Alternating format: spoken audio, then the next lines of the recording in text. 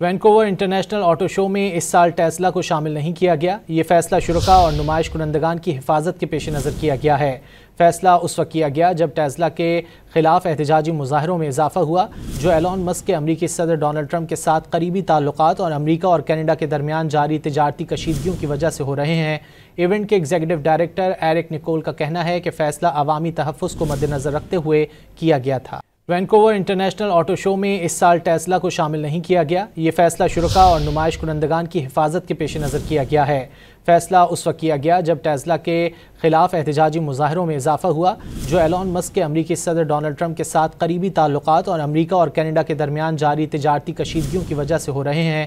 Event کے executive director Eric Nicole کا کہنا ہے کہ فیصلہ عوامی تحفظ کو مد نظر رکھتے ہوئے کیا گیا تھا۔ وینکوور انٹرنیشنل آٹو شو میں اس سال ٹیسلا کو شامل نہیں کیا گیا۔ یہ فیصلہ شرکاء اور نمائش کنندگان کی حفاظت کے پیش نظر کیا گیا ہے۔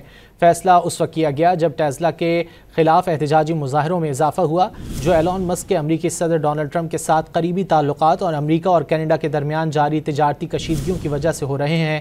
ایونٹ کے ایگزیکٹو ڈائریکٹر ایرک نکول کا کہنا ہے کہ فیصلہ عوامی تحفظ کو مد نظر رکھتے ہوئے کیا گیا تھا۔